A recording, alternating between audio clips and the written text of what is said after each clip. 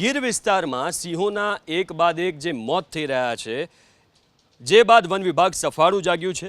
બીજી તરફ વનતારાની ટીમ પણ તપાસમાં જોડાઈ। ઘટનાની ગંભીરતાને ધ્યાનમાં રાખીને જામનગરથી વનતારાની વિશેષ ટીમ તાત્કાલિક જામવાડા રેન્જ ખાતે પહોંચી। વિસ્તારમાં સિંહોના મોત બાદ વન વિભાગ હરકતમાં આવ્યું છે અને વન વિભાગે તપાસનો ધમધમાટ શરૂ કર્યો છે।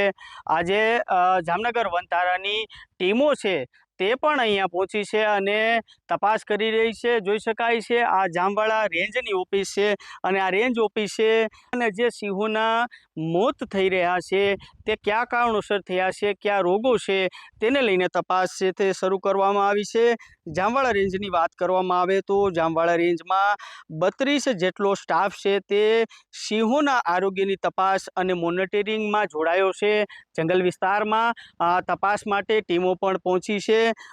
જામવાડા રેન્જની વાત કરવામાં આવે તો 22 તારીખે એક સિંહનું અહીંયા મોત થયું હતું।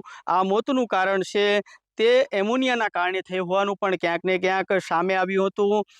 જામવાડા રેન્જમાં ફરજ બજાવી ચૂકેલા 2 આરએફઓ અને 3 જેટલા ફોરેસ્ટરને પરત બોલાવવામાં આવ્યા છે અને આ જે સિંહોના જે મોત થઈ રહ્યા છે તે કયા કારણોસર થઈ રહ્યા છે, કયા રોગ છે જેના કારણે સિંહોના ટપોટપ મોત થઈ રહ્યા છે, જેને લઈને હાલ તપાસ હાથ ધરી છે।